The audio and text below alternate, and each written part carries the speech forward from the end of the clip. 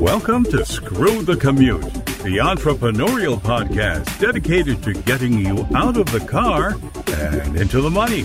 With your host, lifelong entrepreneur and multimillionaire, Tom Antion.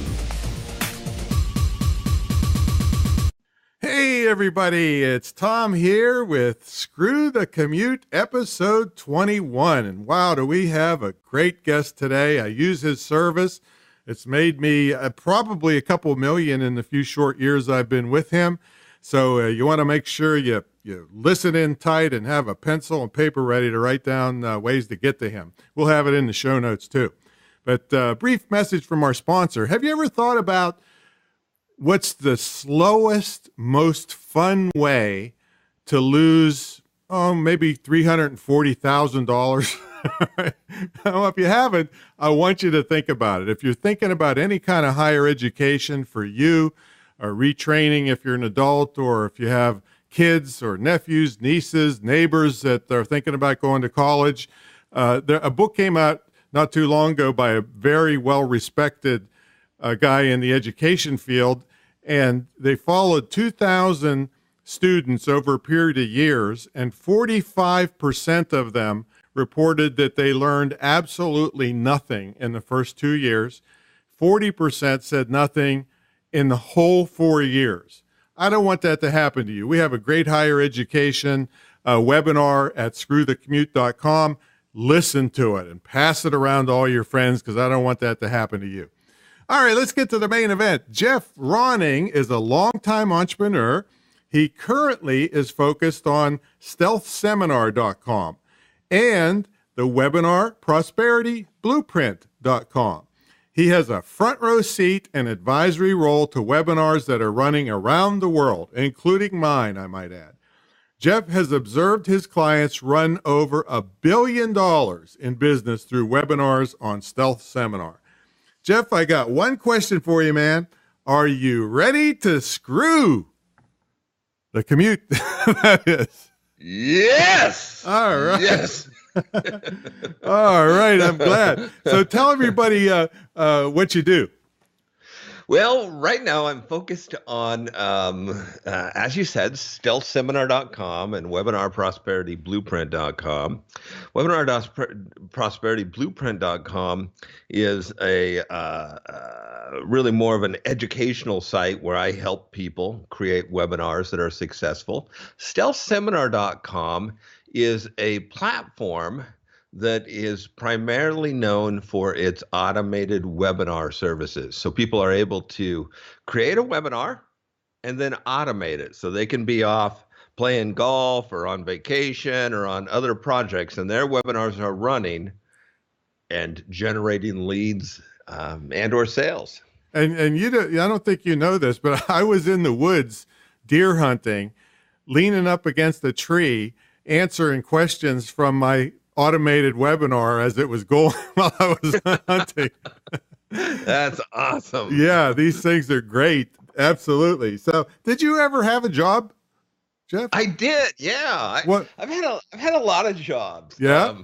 Because I had a lot of false starts as an entrepreneur. Mm-hmm. I started out really as a kid working for myself, like literally 13 years old. What were you doing then?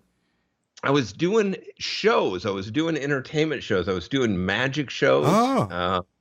Yeah. As I got older and became an adult, I transitioned into hypnosis shows. I got in trouble in 6th grade for hypnotizing kids at camp. But you know what would happen is I would get lazy with my business. And so I would have like this huge influx of shows, and I'd be like, oh, I'm rich, I'm never gonna have to do anything again. And then all of a sudden it'd be like, oh no, I'm poor. And the last job I ever had, which was also probably the worst, is I worked at Leeds shoe store. Now, that reminds me of that. Who's that guy on TV that worked at a shoe store? With children. Yeah, exactly. Married with children. That show was on then. And Tom, it was so bad. It was just like that. Oh my God. Yeah. So my favorite line from that show is Peg told Al, I'm pregnant. And Al goes, "Oh no, my God, it's just like Exxon. One spill and you pay for it the rest of your life." So what was the turning point other than maybe a smelly set of feet that made you say, you know what, I'm done with this. I'm going to do good at business and get out of this working job? The turning point was when I mentally shifted and said to myself, or maybe I realized, I mean, you always know it, but there's a difference between knowing it and really knowing it internally as if, like you depend on gravity, And that was when I realized that I can be as successful as I want. There is absolutely no reason that anything like seasons or anything like that should have any impact on me. And really, it was that mental shift and I guess taking 100% responsibility. And of course, women's smelly feet had something to do with it, right? Yeah. So give the listeners some tips of what they can do with these seminars or these webinars. Yeah. So a lot of people use them to generate leads. So we work with a lot of people that are in different areas, in different industries. For instance, if people are looking to get landscape business, if people are looking to get dental patients, if people are looking to get maybe bankruptcy clients, whatever, we've got attorneys, we've got elective surgeons, all kinds of stuff, financial people that need individuals coming through the door. We've got a lot of individuals that use our services to do that, to do it all automated. And then we also have a lot of people that use our services to literally sell products and services. That's like me, mostly like me, yeah. Yeah, yep. And then we have, the third slice would be those that use our services for educational and kind of rapport and trust building, where they're given straight education. So we've got some people that literally will bring the leads on, will then take those leads and put them on another automated webinar to sell them. And then we'll put those on another automated webinar to deliver the actual service that they bought. Exactly. Yeah, it's because I do some webinars with you that are free to the people listening, but then something sold at the end. And some of them I sell outright. I pre-record them and then I just sell the content that's on those webinars. And then I believe I kind of invented the term hybrid webinars because I was one of the first ones that was seeing that a lot of these young people just want to play it and forget about it. But I wanted to have some interaction at the same time. So I say, listen to my webinar encore and I'll be there answering questions live. And then that's where I'm sitting in the woods or wherever I happen to be, Yeah. No, I absolutely believe you invented that term as it applies to the webinar. Tom, you were the first guy that ever said it. I have the website, hybridwebinar.com, to explain people. And then, of course, that leads them to you because I did a lot of research. I mean, I was drug kicking and screaming into the webinar business because teleseminars were just so easy. Nobody had to do anything but dial a phone number. But one of my students made me do it, and then I went crazy with it. But I was researching like crazy the services for the replays. And what I found was, and this is not just because you're on here, I found that you're the gold standard, and everybody else, these newfangled ones that are coming out, are pretty much copying you. All right, so they throw in a different service here and there, but you're the one that's the most reliable. Your customer service team is unfreaking believable. They set up the webinars for me if I want. And just crazy fast response. Really applaud you for that. Thank you so much. I really appreciate that. Thank you, Tom. Thank you. So that's a lot of things and a lot of people that covers that can use these. You actually get a more qualified person because they do have to take the time to stop and watch the webinar. And so you can get a very good response from these things if you do a good job on the webinars. So have you ever gotten screwed In business, that is, of course. Absolutely. What'd you do about it? Pull a magic trick on them and make them disappear. We always blacklist. So, whenever we get screwed by someone, we put it into our CRM system and we keep really good records, make every effort not to allow them to do business with us again. Yeah, that's good, because confrontation rarely leads to anybody getting rich but the lawyers, So what? We let it go. I mean, we just. Yeah. So anything funny, crazy happened to you in this business? Not like in my last business. Oh, tell us about it. There was so many other crazy, weird things. You mean the magic shows? You mean, or the hypnotism shows? Yeah, the hypnosis shows. Oh.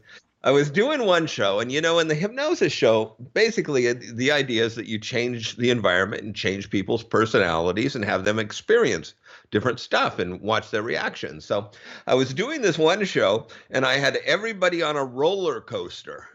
And so right as they go up the hill and down the hill, I'm facing the audience. So the volunteers are right behind me. Mm-hmm. And all of a sudden, this whole audience is just like their mouth drops. It's like they all start pointing and screaming at this. So I slowly turn around, and I don't mean to be gross, but I turn around and there was this person that had this projectile vomit that was like really like 12 inches, but like 4 feet out. Oh my God. Real thin and real long, and I was just like, oh. But there was no disbelievers at that show after that. Oh man, that's awesome. So I assume that you've been working for yourself for quite a long time now. So what's the best part about it, and what's the worst part working for yourself? The best part is absolutely the satisfaction that comes from knowing you're 100% control of everything you do professionally. Like, whatever you want to do, however you want to do it, you answer to no one except yourself, which is probably a much harder boss than if you had anybody else. But it's that control for me, Tom. It's that control. I love it. Mm-hmm. And what's the worst part? I would say the worst part is also the downside of that control, and that is having to always.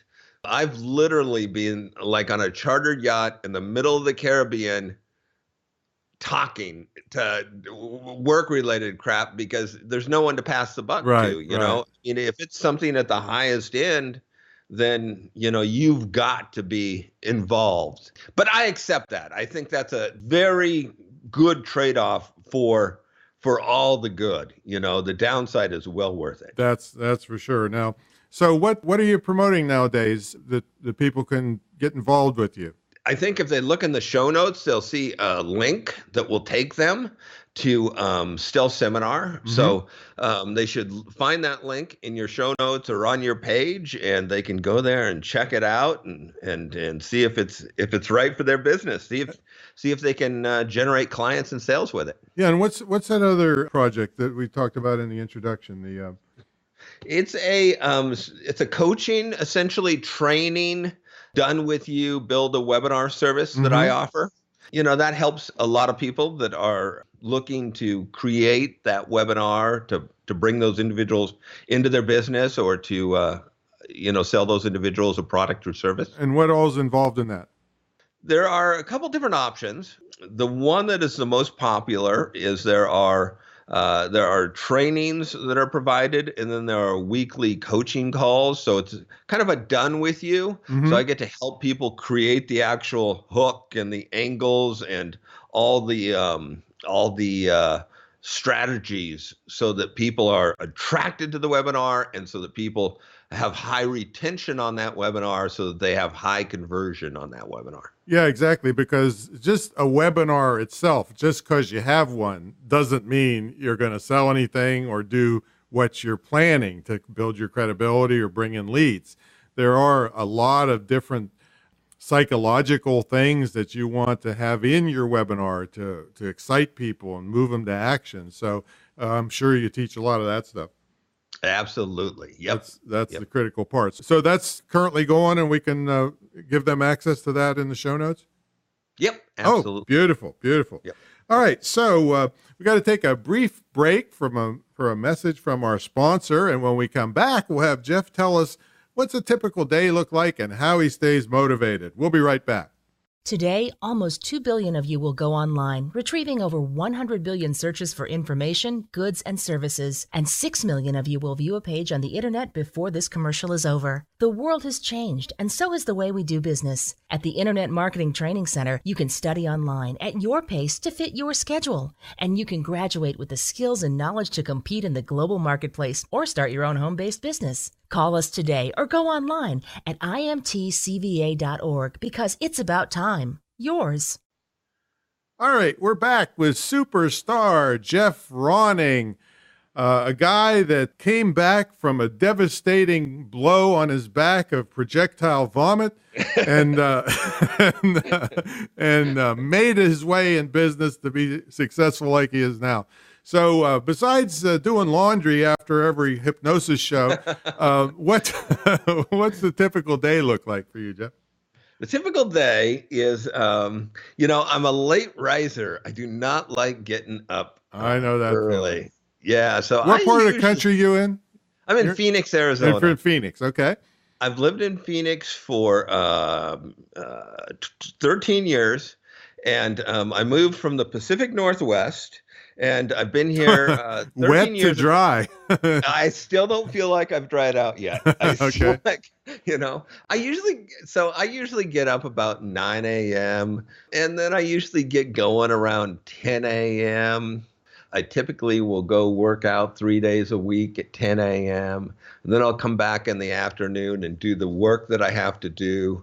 I'm much more of a night person, so I work at home. All right. We have individuals that work for our organization around the world. I work with my wife. We both. What role does she play? I've never interacted with her at the. Yeah, she plays the role of the smart person in the family.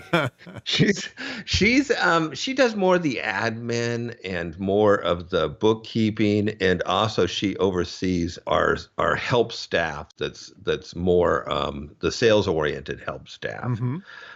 That's her role. We've been married it'll be 20 years this year. So wow. We have always worked together, and it works out really cool for us. And give us some tips on that, working with your spouse. Well, I think let them make the decisions. Don't argue with them, and then let them win the arguments. Don't disagree with them.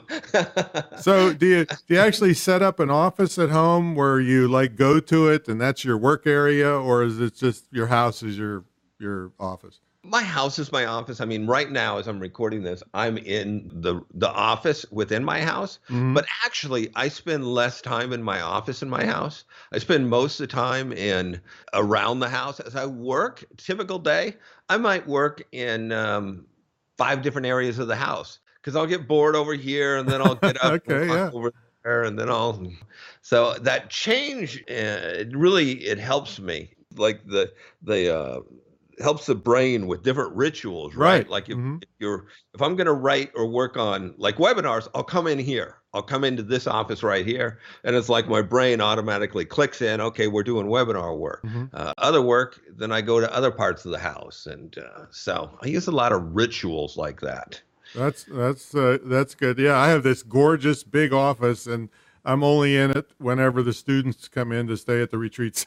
The rest of the time I'm sitting with the dogs and sitting in the living room, and the whole place is where I work.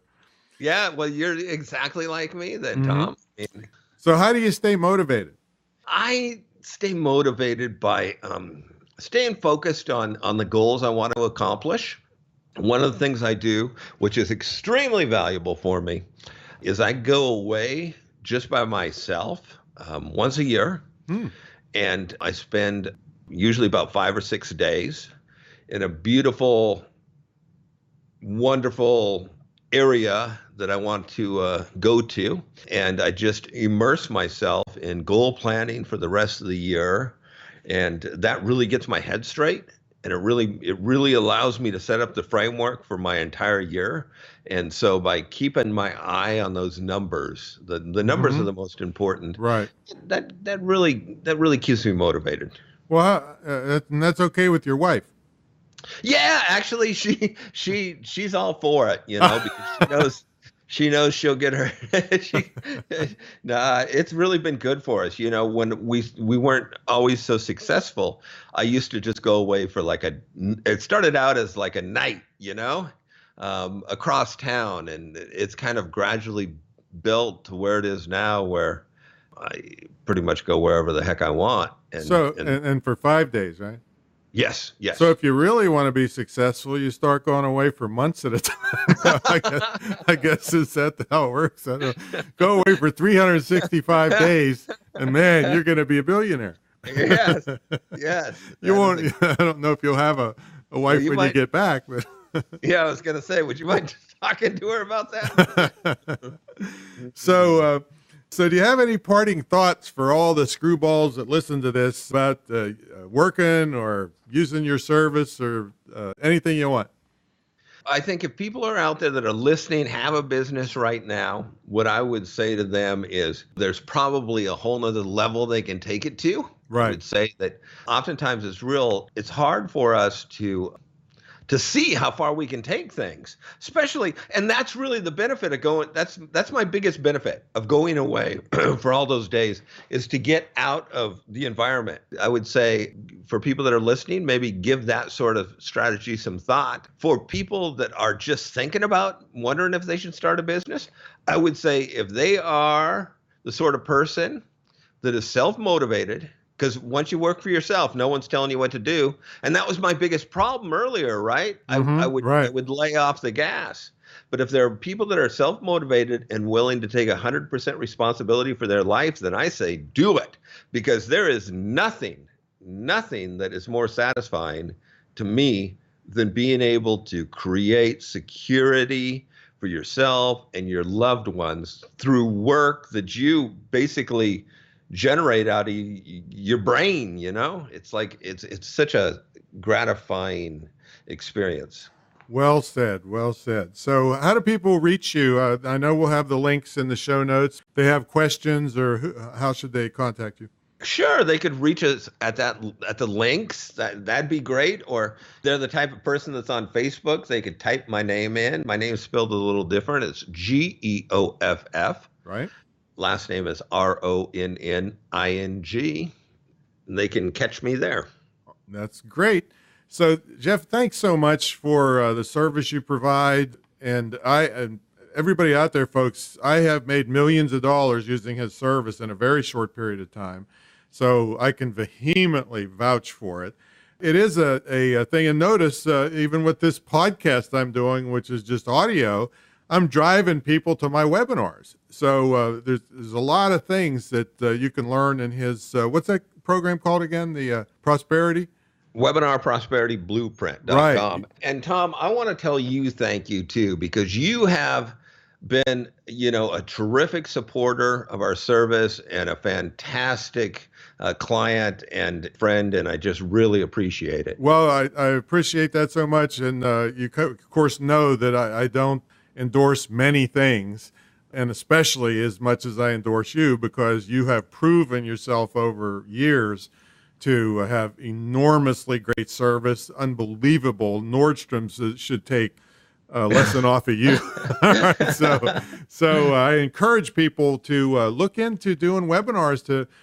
You can start a business based on webinars. You don't have to be in business, but if you are in business, it can really take you to another level. It has mine. So thanks, everybody, for visiting today. Remember to check out the higher education webinar. This is webinar number 21. This is episode number 21. We'll have the show notes there. All kinds of ways to reach Geoff and to take advantage of his services and knowledge. So see you, screwballs, on the next episode.